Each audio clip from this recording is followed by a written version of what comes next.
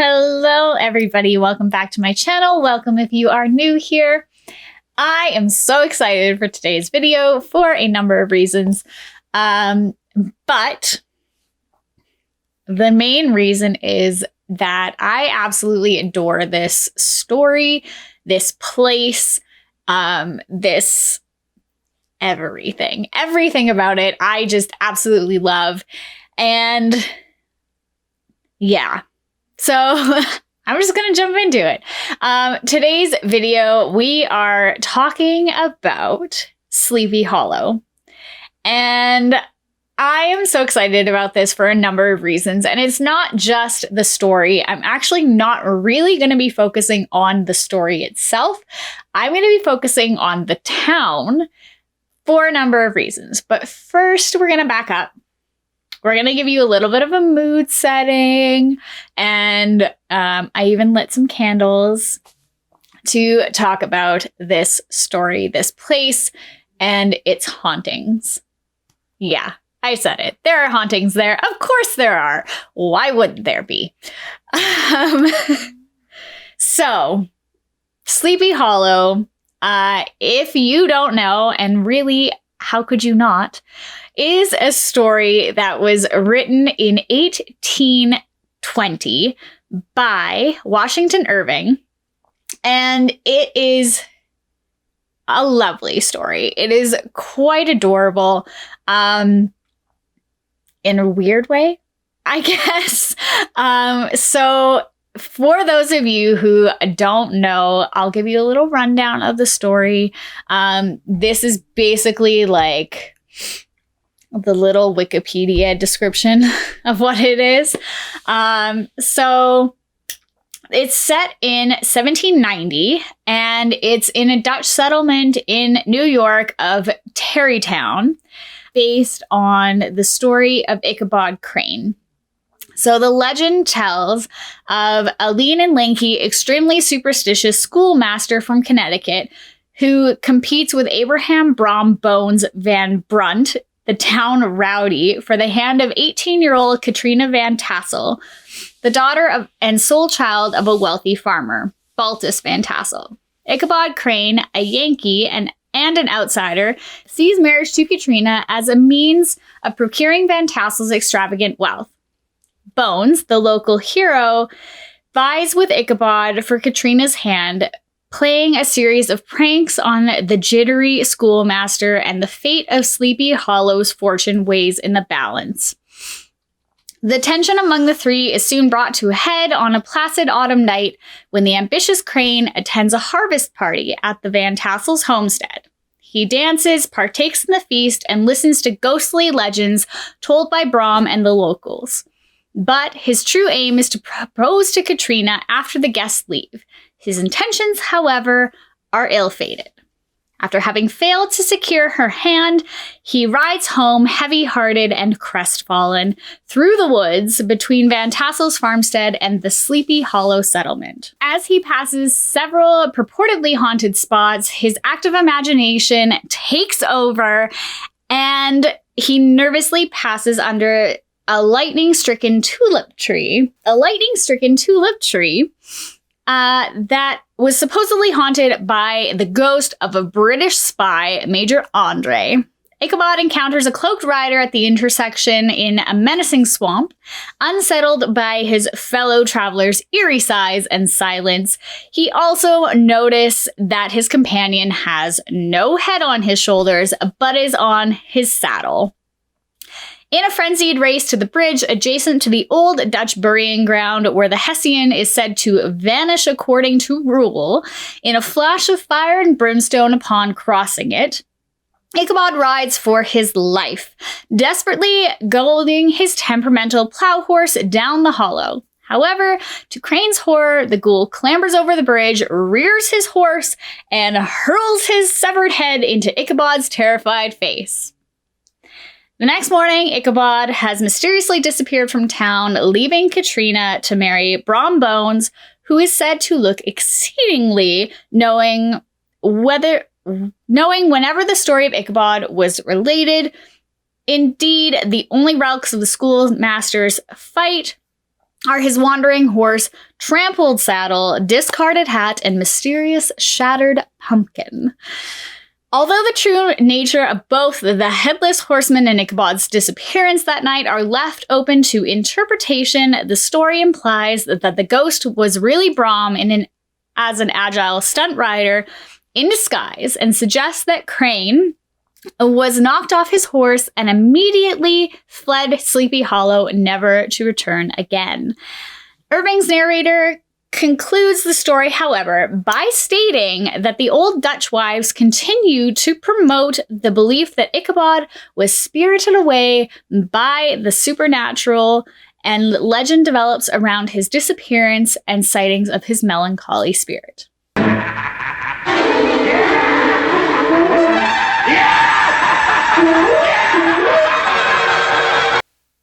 So, that is kind of the major background of the story of Sleepy Hollow that was written in 1820. But that's not why we're here. Sleepy Hollow itself, as was mentioned, was actually called Tarrytown, New York for quite some time. But after the story was written, they did rechristen the town as Sleepy Hollow, New York.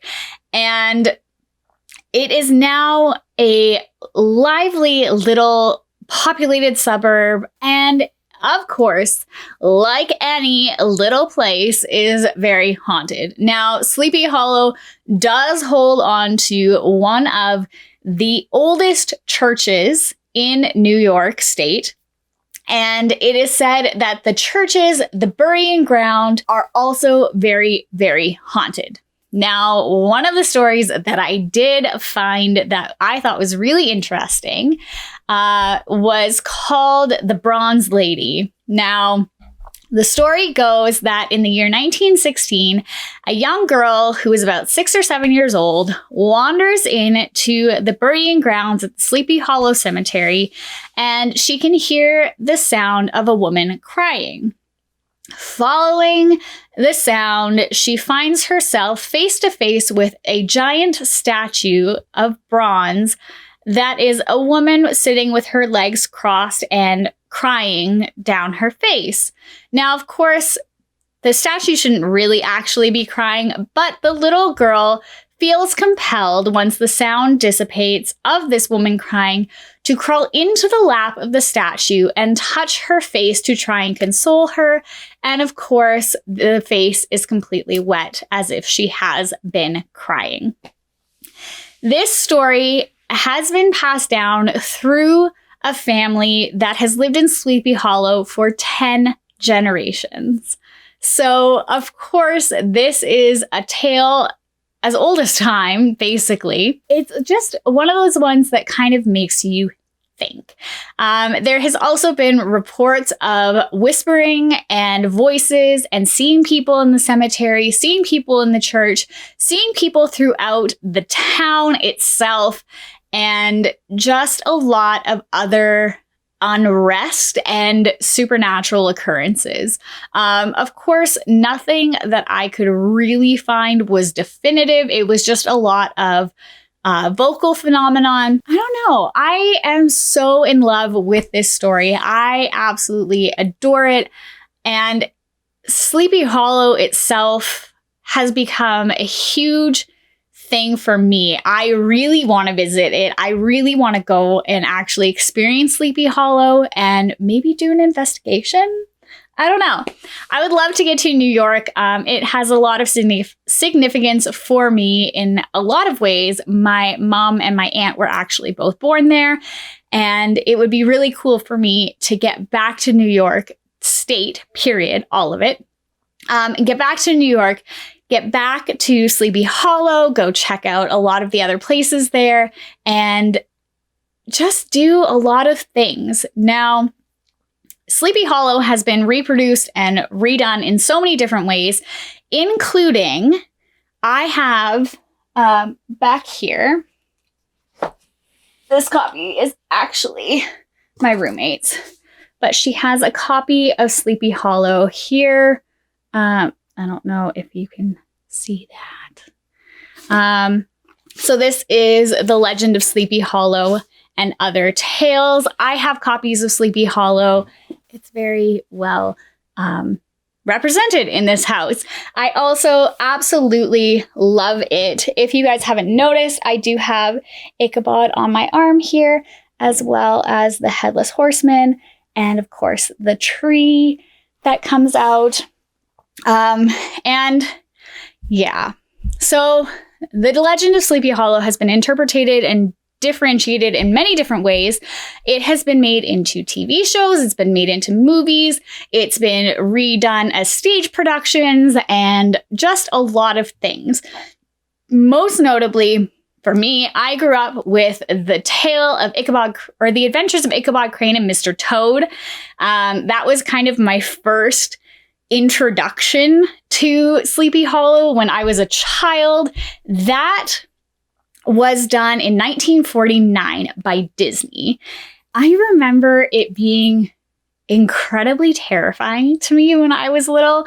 It was narrated by Bing Crosby, and it also touched on The Wind in the Willows, which was also a really big love of mine. I've seen, like, there was a Scooby-Doo episode at one point. Of course, much like my arm, there is the most notable movie that was made of Sleepy Hollow with Johnny Depp and Christina Ricci and a whole bunch of exquisite cast members. That was done so well. Of course, it does take a little bit of a twist, as Tim Burton does on all of his movies, while still playing true to a lot of the initial story, I guess.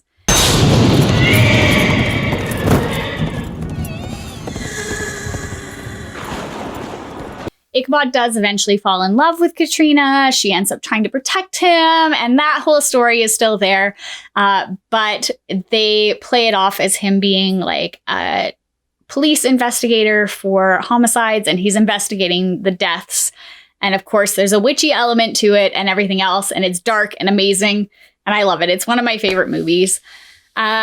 Of course, there's also the 2013 TV show that has come out that is a crime, murder, mystery kind of thing, and I actually have not watched any of it. I am really behind. I don't have TV, so I rely on watching Netflix or watching TV when it's really quiet at work, just to try and catch up on things, and it doesn't always go according to plan. Yeah. I should also mention that in the actual town of Sleepy Hollow, there is actually graves that are for two women, also named Katarina Van Tassel and her granddaughter, I believe. So there is also that.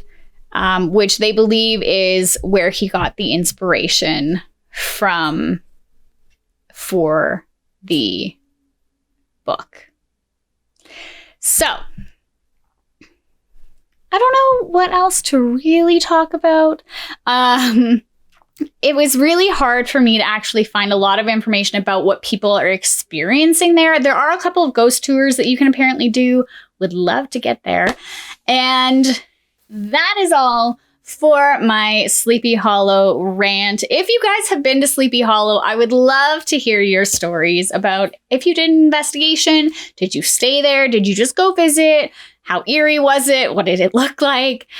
I just want to know everything about it. That is all for me. If you enjoyed this video, please give it a big thumbs up. I would be so happy if you did. And of course, if you haven't already and you are new to my channel, please hit the subscribe button, turn on the notifications. I do upload every Monday, Wednesday, and Friday for you guys. And I cannot wait to see you in the next video.